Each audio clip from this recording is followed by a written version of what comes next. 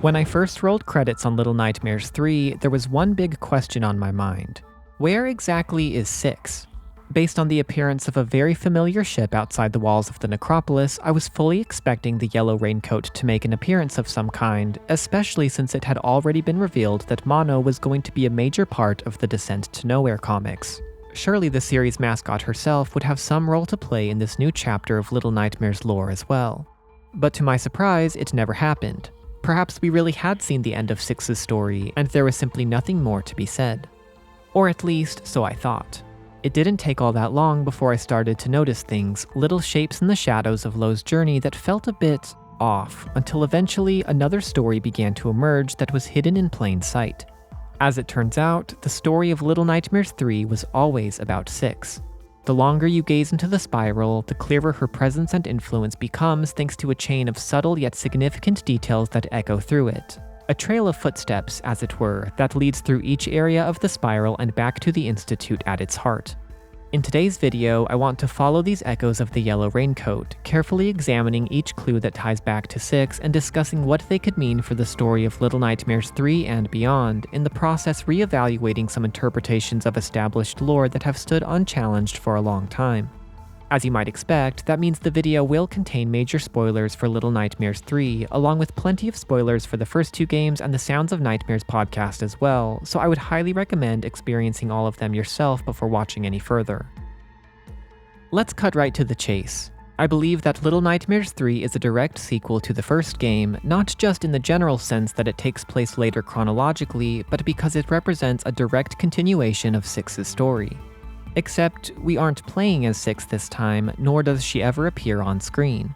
Instead, as Lo and alone, we are merely following in her footsteps. I know this is quite a claim, so it's probably best that we begin by going over each piece of evidence, starting at the necropolis. Importantly, the game begins not in the dead city itself, but outside its walls in the hull of a great stranded vessel, a ship that had originally set out for the Maw. This is extremely well supported by numerous details. Not only does the ship's design match the one we saw in the first game, but the cargo hold carries the same type of luggage, and an open suitcase reveals a kabuki mask like those worn by the guests, one of whom can be found lying in the sand just outside. And if all that wasn't enough, there's a poster of the Maw right here on the wall. So, this being the case, how exactly did the ship get here?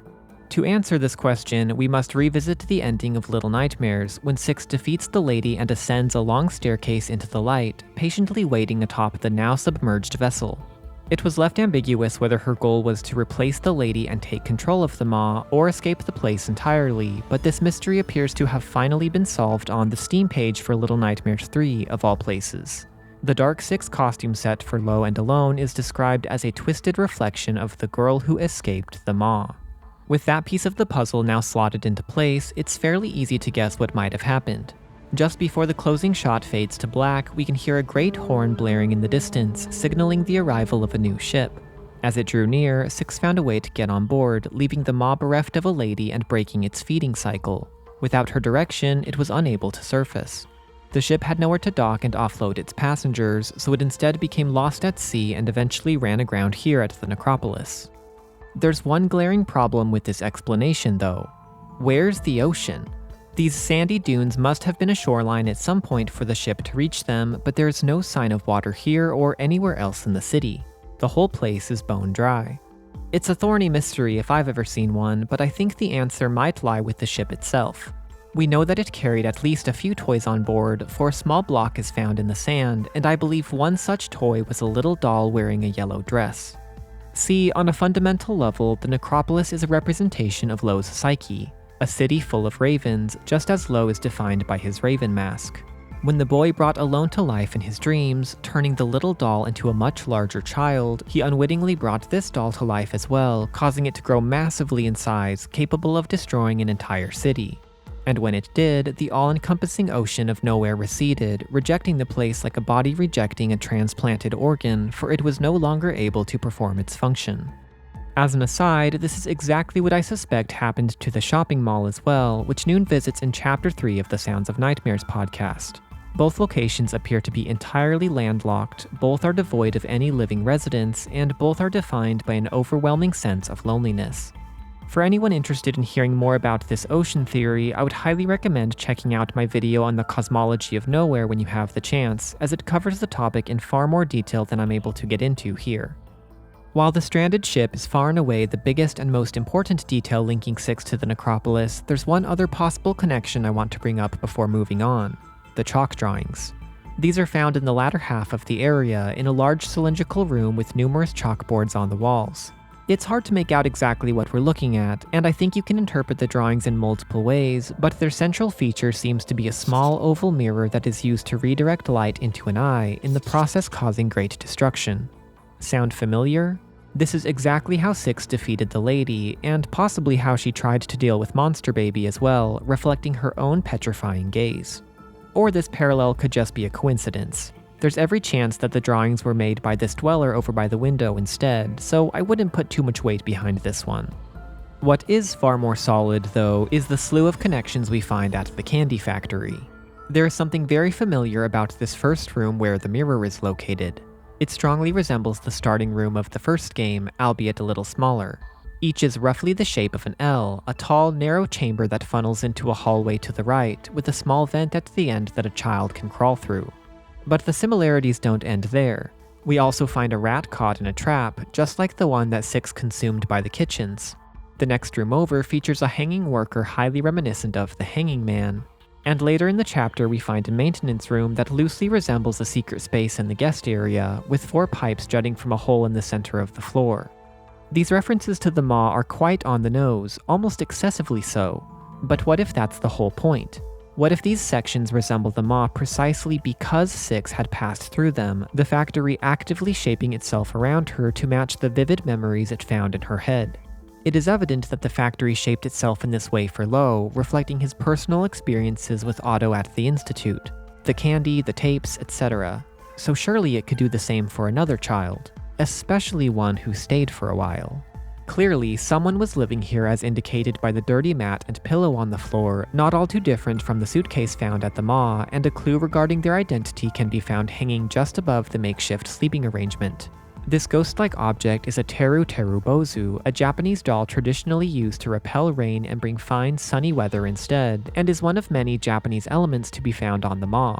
In the janitor's wrapping room, several of them can be seen hanging from the ceiling. So already there's a loose connection to Six here, but it gets even better. According to one legend, the tradition of using these dolls spread to Japan from China during the Heian period and can be traced back to the story of a young girl living in a big city. During a time of heavy rainfall, a voice from the heavens decreed that the entire city would be submerged unless its inhabitants offered this girl as a sacrifice. And so they did, sending her out with a broom to sweep rain clouds from the sky and bring fine weather again. When you think about it, the maw is kind of like a city in its own right, one that becomes entirely submerged beneath the ocean waves, and from its highest door emerges a girl in a yellow raincoat, stepping out beneath the sky as if to offer herself to the gods of this world. It's a loose comparison, to be sure, and I'm not suggesting that Little Nightmares is trying to tell this story specifically. What matters is that its core elements create a possible link between Six and the hanging doll we find here at the factory. The third and final clue in this area is the easiest to explain, but also perhaps the least reliable. On a document pinned to the wall in 3 different rooms, we can see a small triangular figure that vaguely resembles Six wearing her raincoat. If she really had passed through the factory, it makes sense that the supervisor would have seen her on the security tapes. And if there's anything the supervisor loves more than catching children, it's keeping records. The big problem with this idea is that these exact documents also appear in the Pale City Hospital. I mean, sure, I guess Six could have been observed here as well, but at that point I could try making an argument for anything. Moving on to the carnival now, we once again find that the opening sequence of rooms triggers deja vu. It looks just like the hunter's cabin, with bags full of cotton sitting about, a familiar stuffed head mounted on the wall, a number of bear traps lying around, and even a puzzle that involves playing hide-and-seek with a shy gnome. Like the maw, this place was a very formative part of Six's journey. It was here at the cabin that she turned to a music box for comfort, and here that she learned to trust Mono after the boy rescued her from a gruesome fate. Like I suggested regarding the factory, it is possible that this part of the carnival shaped itself around Six as the girl made her way through, and once again, the Teru Bozu doll makes an appearance. 3 of them can be found in a rolling display case. There is another reference to the cabin a bit further on as well. In a room with tall wooden chairs, many chalk scribbles are visible on the back wall, including tally marks and a stick figure who seems to be falling or sinking, a perfect match to the one Six had drawn during her containment. The next clue appears as we approach and move through the kin's residence. 5 familiar lanterns placed along our path, some out in the open and others well hidden beneath the floor. This is a pretty obvious reference to the original game, in which Six could light identical-looking lanterns as a form of collectible. Except here, the lanterns are already lit, as though someone else had already been this way. And speaking of collectibles, the final connection to be found here is the appearance of small porcelain statues that resemble the lady, identical to the ones that Six is able to break on the maw. There are 10 in total, plus one more that is found and broken in the Lonely Ones novel, if you want to count that. Their inclusion here is really interesting and could mean several different things.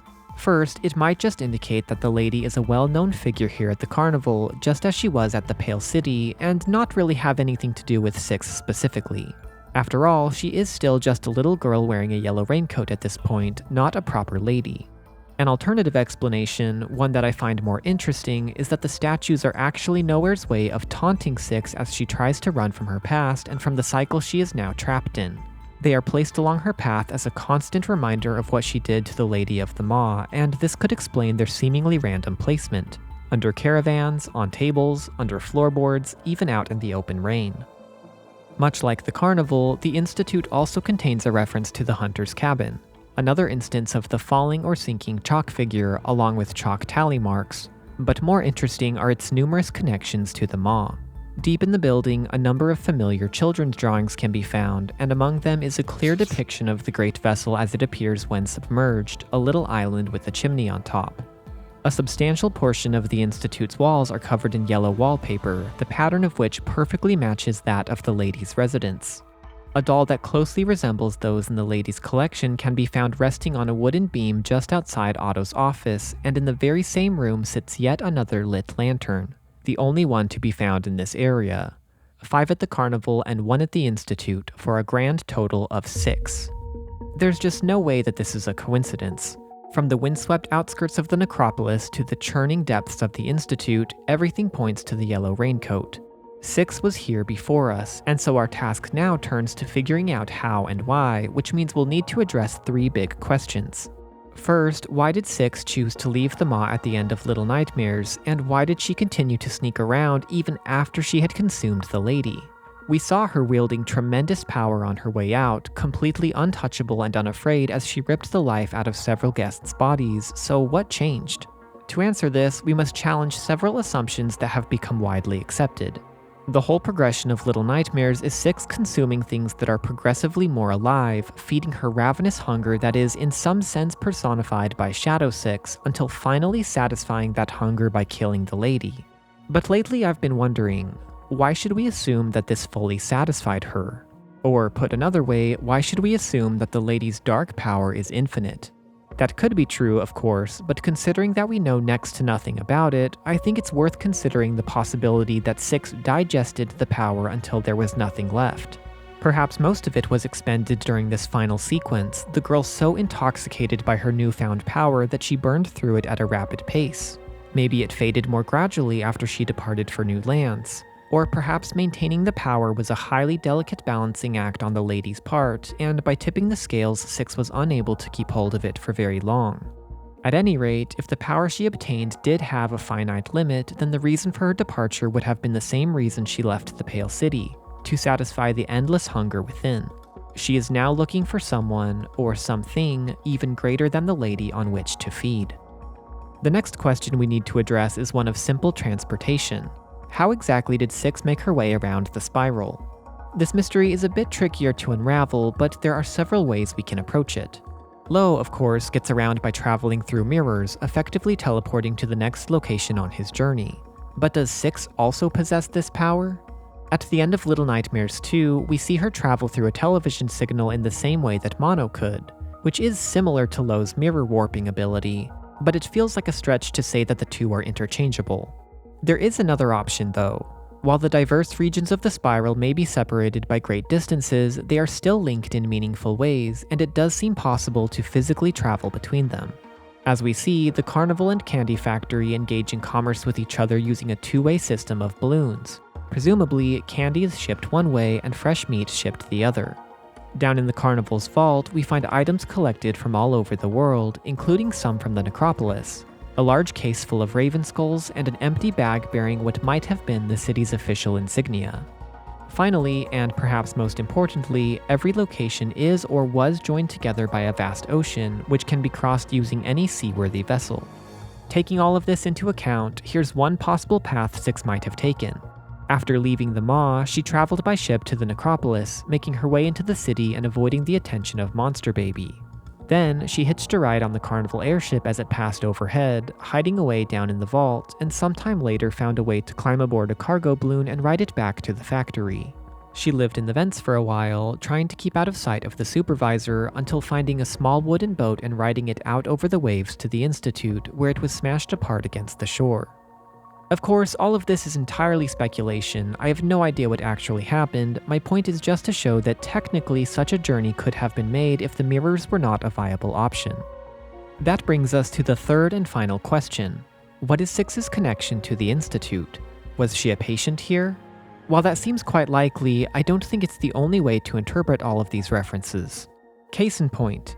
Ever since the release of The Sounds of Nightmares, it has been theorized that Six could potentially be either Cece or Noon, and you can use the evidence found in Little Nightmares 3 to make an argument for either side.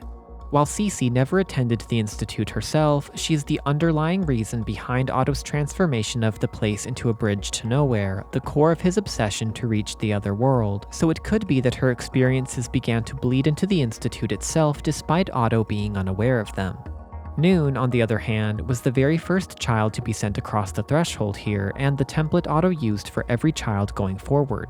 It makes sense that she would leave a deep imprint on the facility and that it might reflect her experiences in Nowhere, just as it remembers her experiences in the counties. As a third option, it's also entirely possible that Six was simply another of Otto's patients, one that we haven't yet seen in any other context. Whatever the case may be, it is clear that Six made her way back to the Institute, the reason for which may tie back to her motive that I discussed earlier. She is seeking to devour something even greater than the Lady. And what could be greater than a resident who serves as a vessel for dark power, bound to one of the eldritch monsters of flesh and eyes that reign over this world? How about a resident who is one such monster? The hypnotist is truly massive, quite nearly the size of a building, and with two large eyes set in the center of his palms, he already has two important features in common with the signal tower. Furthermore, we see that he is actively holding the Institute together, and upon his defeat the entire place falls apart, not unlike the ending of Little Nightmares 2. I'm wondering whether Six may have set her sights on this entity, concocting a plan to make it her next meal. Somehow, she knew about Lo and his connection to the Institute, and after blazing a trail through the spiral for the boy to follow, slipped out of sight to wait for his inevitable arrival. As expected, Lo and Alone make their way to the Institute. They defeat the hypnotist, Lo escapes through the mirror, and Alone vanishes. And as the dust settles, Six emerges from the shadows to feast upon the great monster's still twitching body. If true, this would be a very dark twist to the story indeed, especially if Six really were Noon or Cece, the first child Otto sent into Nowhere, returning to devour her tormentor and seize the darkness from his mangled corpse. Or a sister turning on her own brother, both unrecognizable from who they once were, both transformed into nightmares. And with that, we come to the end of what is easily my most unhinged theory to date. Though I usually try not to go too deep into pure speculation, instead focusing on theories with more grounded evidence, I decided to make an exception for this one since I really think there's something to it. Little Nightmares 3 is a very carefully and deliberately designed game, and there are just too many signs pointing to Six for them all to be coincidental.